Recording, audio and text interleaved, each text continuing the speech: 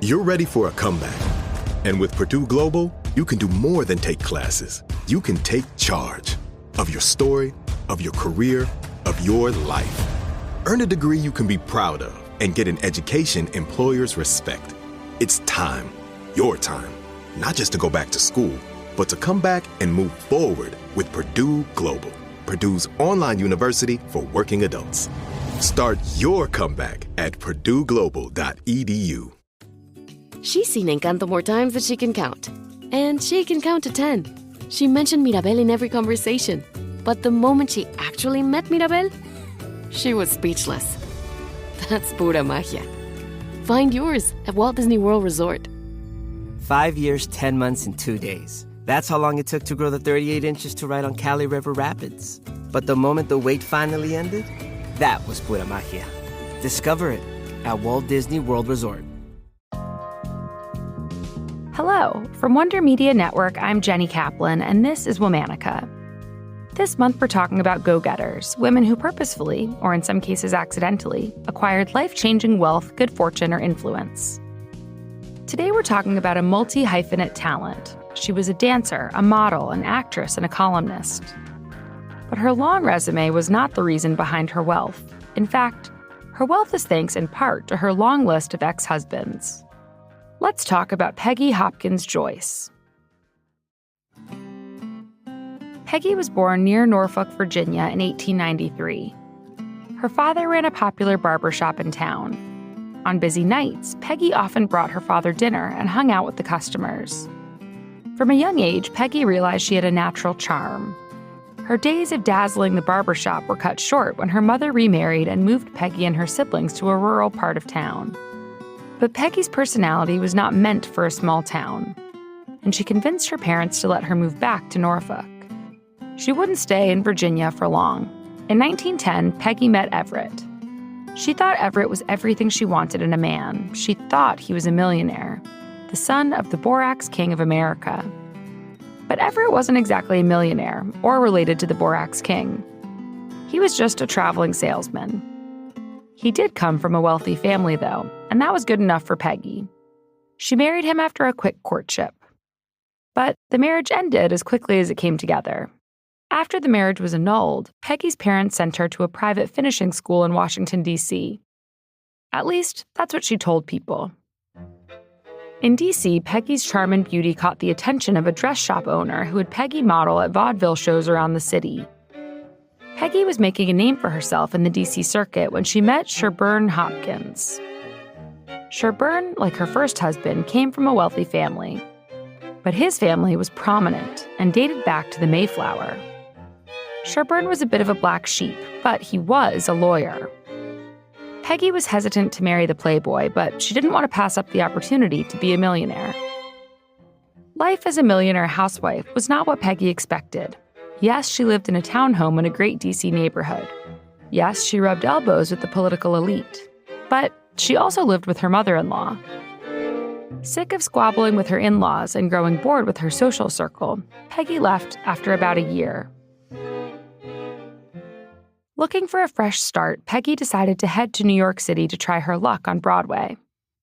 She did not have a background in acting or dancing, but Peggy had personality and beauty.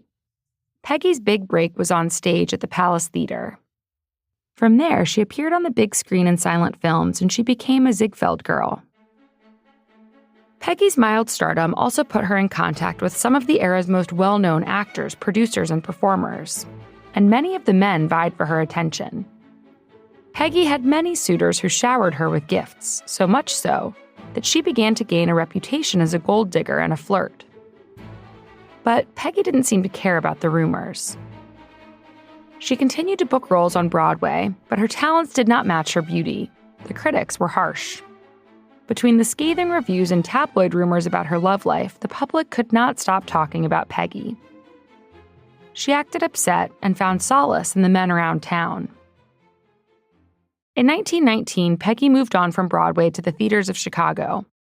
While on stage, Peggy left one audience member in complete awe. He watched her night after night, wide-eyed and mouth agape. When Peggy noticed the admirer, she asked a colleague, "Who's the boob?" The man in question was James Stanley Joyce, a lumberman and multimillionaire. At first, Peggy was not impressed with James. He gifted her emeralds when she wanted diamonds. He was a stiff and not very handsome. But Peggy relented after he gave her a railroad car and a platinum watch, and helped her get divorced from her second husband. In 1920, just a few days after her divorce, Peggy and James married and moved into a Miami mansion. The marriage was far from bliss. Peggy saw her husband as a financier and not a partner. When he wanted to buy a yacht, she instead convinced him to buy her a $300,000 pearl necklace. Their estate was not lavish enough for her taste, so she had him purchase a marble swimming pool. She even requested a house specifically for her pet monkeys. Spending was no issue for Peggy. In 1 week, she spent $1 million on clothes and jewels. James was not happy with Peggy's shopping sprees. On top of that, Peggy had numerous affairs.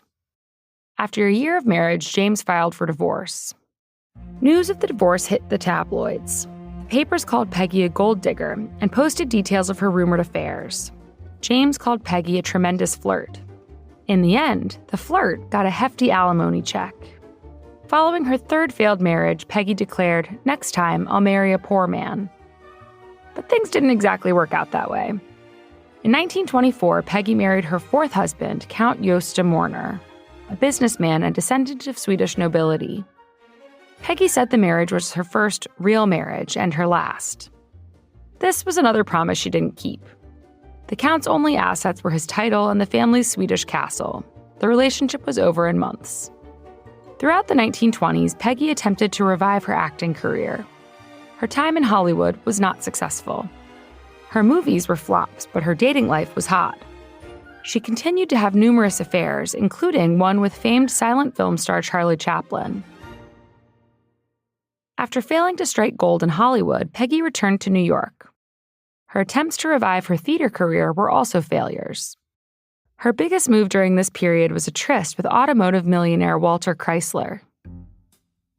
Years after being tabloid fodder, Peggy began penning her own columns, giving love advice. She did what she could to stay afloat. She wrote an autobiography and a novel, sold her jewels, and parodied herself in a movie. Peggy never broke away from her reputation as a promiscuous gold digger. In 1945, she got married for the fifth time to a 38-year-old divorcee. The relationship lasted 6 months. A few years later, Peggy finally found her man, a retired bank teller. The two remained married until Peggy died in 1957. Though Peggy's name has largely been forgotten, the coverage of her love affairs ignited tabloid culture and informed how celebrities are covered in the news even today.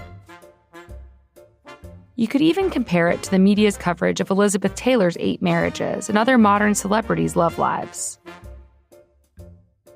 All month, we're talking about go-getters. For more information, find us on Facebook and Instagram at Womanica Podcast. Special thanks to Liz Kaplan, my favorite sister and co-creator. Talk to you tomorrow. She's seen Encanto more times than she can count. And she can count to 10. She mentioned Mirabel in every conversation. But the moment she actually met Mirabel, she was speechless. That's pura magia. Find yours at Walt Disney World Resort.